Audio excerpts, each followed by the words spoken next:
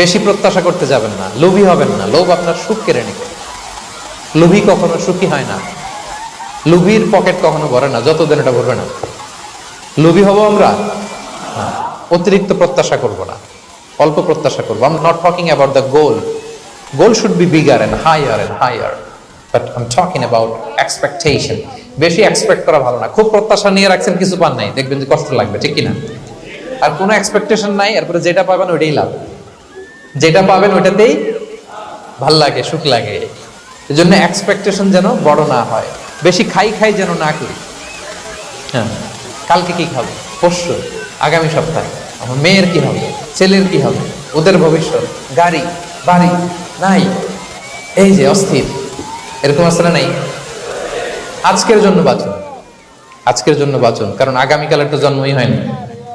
আগামীকালের জন্ম হয়েছে, এটা কি আজকে না আগামীকাল?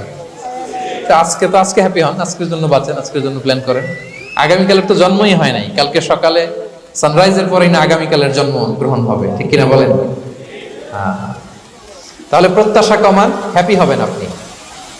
ইমাম গাজালি রাহিমাহুল্লাহ একটা চমৎকার কথা বলতেন। উনি বলতেন, তোমার রিজিকে যা আছে এটা 2 পাহাড়ের মাঝখানে থাকলেও এটা তুমি পাবা, আর যেটা তোমার রিজিকে নাই ওইটা অনেক দূর থেকে আনার পরেও হাত দিয়ে নিয়ে 2 ঠোঁটের মাঝখানে রাখলেও ওইটা পড়ে যাবে।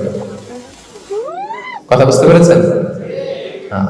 আপনি মাঝে মাঝে অ্যানিমেল কিংডম অথবা জিওগ্রাফিক্যাল চ্যানেলে দেখবেন যে বক মাছ শিকার করে কিভাবে অনেকক্ষণ লুকিয়ে থাকে, হুট করে একটা মাছ ধরে, ধরার পরে মাছটা বাঁচার জন্য ছোটাছুটি করে, বকটাও কামড় দিয়ে এমনি ধরে অমনি ধরে, পরে যায় আবার ধরে, আবার পরে যায় আবার ধরে, সবশেষে মাছটা টুক করে পানিতেই পড়ে যায়। কারণ এটা ওর নসিবে নাই। কি বলেন? এটা রিজিকে